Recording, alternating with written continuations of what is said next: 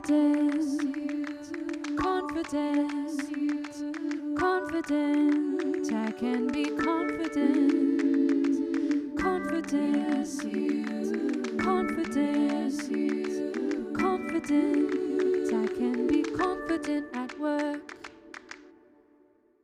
Hello and welcome to the Confident at Work podcast. I'm your host and your confidence coach, Anna Manning. And today I'm encouraging you to stop hiding your weaknesses. So I know that we've all got stuff we're not very good at. I know I've got loads of stuff that I'm not very good at. But when it comes to feeling truly confident at work, I know that you can admit your weaknesses without hiding and without shame. So I know this is a key element of feeling truly, authentically confident. And that's why I want to talk about it, because many of us, myself in the past included, hide any weakness. We do this, don't we? We hide them, whether we're embarrassed or we're afraid of judgment, or we really do think that it's not acceptable for us to have weaknesses. We hide them, we keep them in the dark, we feel shame about them. I know that when you get to the place you want, which I'm guessing because you're listening to this podcast, is feeling truly confident at work, you're going to have a different approach to weaknesses. I know that when you're truly feeling confident at work, you're going to be like, yeah, I'm rubbish at that. I'm working on it. So, one of the things that I really struggle with, always have done when I think about it, is diary management. And I literally mean as basic as putting things in on the right day at the right time. I struggle with that. I have to triple check things. I have to try really hard. And this is probably related to I get left from right mixed up. I have a lot of trouble in that area. It's a weak point for me. I've booked flights on wrong days. I've booked trains on wrong days. I book trains the wrong way round. I have always done that. And I'm probably always going to do it. Like I try and check, but I just have to accept that actually that's a weak spot for me and I'm never going to be that great at it. And I used to really be embarrassed and ashamed, so much so that when it would come to light that I'd done something on the wrong day, I felt this instant flare of embarrassment and this instant like shame rising up in me. And that wasn't good for me, but that was how it was. And I didn't tell anyone about it. I just hid it. And something else that I've really struggled with always is proofing, like proofreading things. You know, they used to say to you at the end of exams, go through and like proofread. I would just not do that bit because I was like, it's virtually pointless. I can't do it. And I'm never going to see a mistake that I've made. So I'll just leave it out. Spell check. Oh, thank God for spell check and grammar check. I don't know what I would do without them. But literally, a mistake can be glaringly obvious in something that I've looked at a million times. Can't see it. Probably will never be able to see it. I don't know. So that's something that I really struggle with. And a couple of times I've had people tell me mid presentation, by the way, you've got an error in these slides, thought you might want to know. They might think that I'm going to be embarrassed by that. I'm actually not. I'm like, yeah, I make errors and things. It's fine. Don't really mind that much. Like, I'm going to try and get it right as much as I can, but it's a weakness for me. So, don't know what to tell you. Sometimes I'm going to have words back to front in my slides. Another thing is my organization can be quite haphazard. So I can either be really militant, which weirdly I can be, and then other times I'm completely disorganized. Militant at work, completely disorganized at home. The other thing is sometimes I get annoyed when people kind of talk for too long or go around the houses. If people are taking ages in a meeting, patience is not one of my virtues. I struggle. And it's weird because I'm a coach. I'm very patient with my clients. But when I'm in a meeting or I'm trying to get something done and people are prattling around or taking forever or talking too much, I really, really struggle with patience. And I just know that's what I'm like. I used to stare at the clock in meetings when I thought people were talking for too long. I don't do that anymore. I've realized that's just terribly rude. But there you go. Patience in those situations, not my virtue. Definitely one of my weak spots. And I would not have been able to give you that list without a shred of emotion in the past. So, like most people, I hid those. I was embarrassed of them. I was kind of ashamed of them. I thought that I shouldn't have those weaknesses. I mean, why I thought I shouldn't have any weaknesses, I have no idea. Maybe I've been criticized for them in the the past, pulled up on them at work. I don't know, probably. But now giving you that list, I have where you could hear it in my voice. There is no emotion or shame or fear or hiding attached to those things. I'm like, it is what it is. It doesn't mean I'm not going to try. I will try, but it's a weak point for me. And sometimes I'm going to mess it up. And that is going to be the way it is. So, do you think, well, I should be good at everything? And many, many people will tell me I can be confident or I will be confident when I'm perfect at everything. And I'm like, oof, good luck with that because you ain't ever going to be perfect at everything. There will always be some new thing. There will always be some aspect of your work that you are just weaker at. There will be things which you are stronger at for sure, but there will be stuff that you're weaker at. And while you're believing, I have to hide those, I shouldn't be weaker at those, I shouldn't have these weaknesses, they shouldn't exist, it's going to be hard for you to feel confident. And also, you're going to think, I have to hide. So I have to hide these things. You might feel shame. And when I say shame, I mean something which says, because I struggle with this, I am therefore somehow wrong or bad or less worthy. So let's put that into one of my contexts. That would be me saying, because I can't book trains for the correct day, I am bad, I am unworthy. And that kind of thinking is what creates shame.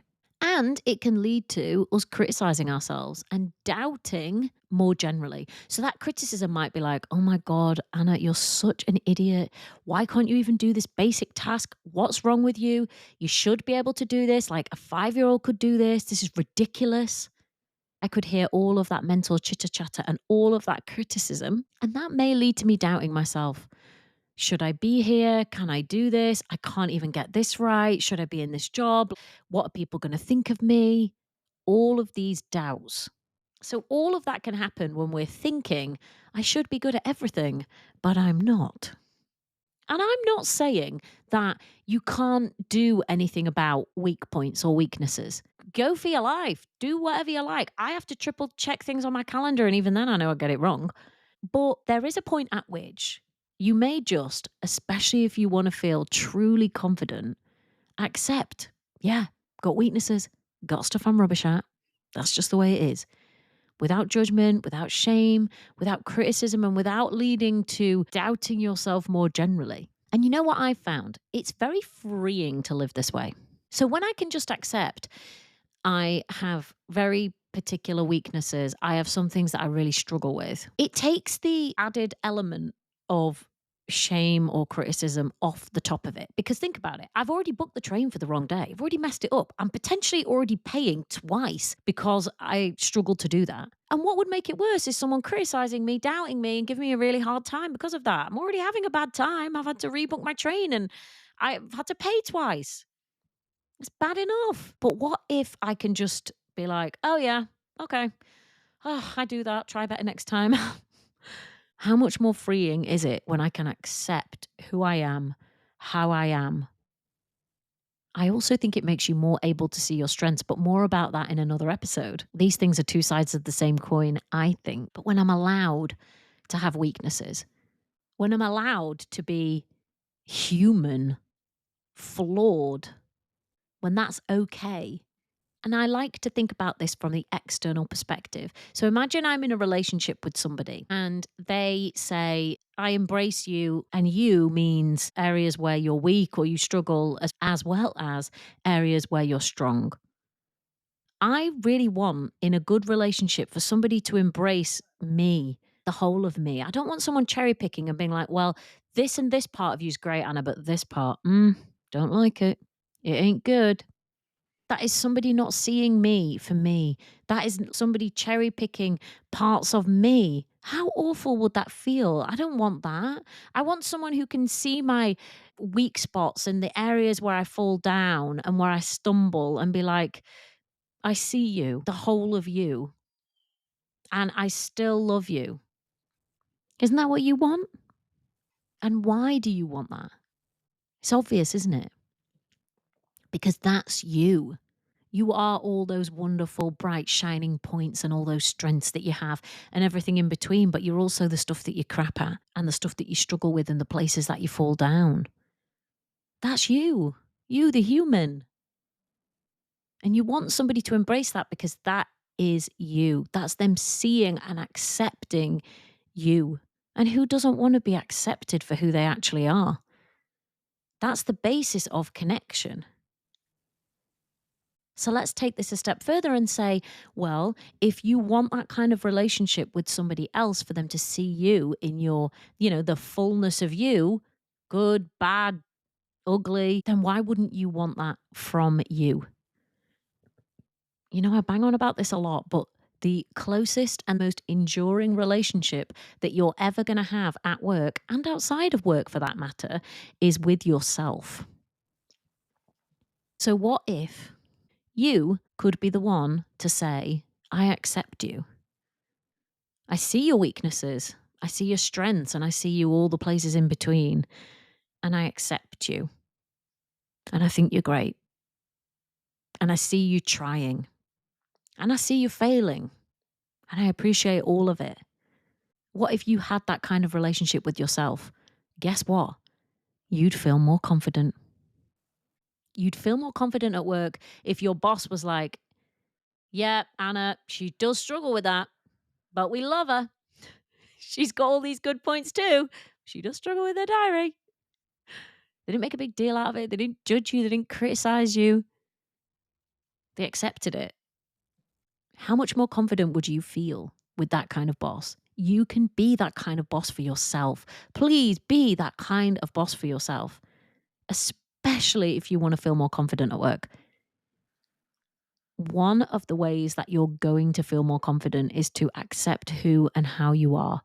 It doesn't mean that you can't work to change things. It doesn't mean that you can't work to develop or improve things, but you can do it from the basis of acceptance, of reality, of how things are, of how you are, of who you are. That is the good basis to start from, not starting from a basis of judgment, criticism, shaming. That's no way to start. And you know what I've found? Very often in the past, if there's been something that I struggled with, there was a particular thing that I struggled with in my old job when I was a healthcare lawyer. There was a particular aspect of the job that I really struggled with, and I shamed myself for it really badly. I was like, everyone else can do it. I can't do it. Oh my God, maybe I shouldn't be doing this job, blah, blah, blah. Anyway, I could do it to the degree that I needed to, but I just never understood it as thoroughly as I should have done. And you know what? Because I was not accepting of that, I hid it from everyone, but also from myself. I didn't want to think about it. I didn't want to look at it. I didn't want to develop that area. It was very painful for me to even think about it when I knew that I would give myself a really hard time and tell myself that I was stupid and I should already be able to do it and I can't. If I'd come from a place of acceptance and said, you know what, that is actually something that I really struggle with. When I say that, I think, well, maybe I could improve. Maybe I could get this textbook. Maybe I could ask for support from someone who I know is really good at it. Maybe I would have been more willing. It definitely feels more open in my body when I think, okay, well, I'm not great at this area, but maybe I could go there from a place of acceptance and from a place of knowing that that was a weakness. But when I was hiding and criticizing and doubting and being in shame because of it, I never actually did anything about it. I just struggled through and hoped that nobody would notice. And maybe that's what you've been doing with your weak points, struggling through, kind of ignoring them, and hoping that nobody would notice. I'm going to suggest that there is another way. And that way for me has been acceptance and admitting. And it's taken the sting out of it, it's taken the charge out of it. And you might think, oh God, well, in my workplace, this is actually not possible. This is not acceptable. Maybe. Maybe. I don't know your particular scenario. I don't know the particular relationships that you have around you. I can't say definitively what you should do about this, and I never would. But I at least want this to act as a little challenge for you to say, even just within myself, do I have to hide and shame these weaknesses? Or could I just say, okay, well, that is a weak point and it is as it is. How different might that feel? And then if you're in an environment where you're like, well, I think it probably would be okay to share that or to admit it, you might even say next time you're in a conversation, do you know, I really struggle with that. I always have done. You know what? All someone's going to say is, oh, right. Yeah, I struggle with this or I struggle with that. Maybe the openness and acceptance that you have might breed some openness and acceptance in somebody else. This way of accepting weaknesses is part of a high confidence cycle. I know it because I know it in myself, and I know it because I've seen it in my clients so many times. If you don't know what I'm talking about when I'm mentioning a high confidence cycle, this is the model that we use in Confident at Work. Go into the show notes and click on the link that says take the confidence assessment. That's going to tell you whether or not you're in a high confidence cycle. And if you're in a low confidence cycle, it's going to give you some tips and tools that you can use to change it. Last thing, if you're listening to this in real time, we have the Confident at Work Grow Your Confidence in 2025 free training happening on January the 27th, 2025. Sign up. There's a link in the show notes. You either get the replay into your inbox or come and join us live. It's going to be a great class. It really gives you the foundations that you need to build in order to feel confident at work.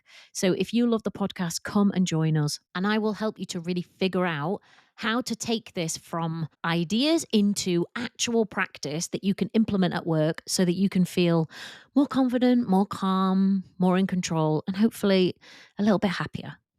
All right. I will see you in next week's episode. Bye. Confidence, confidence, confident. I can be confident.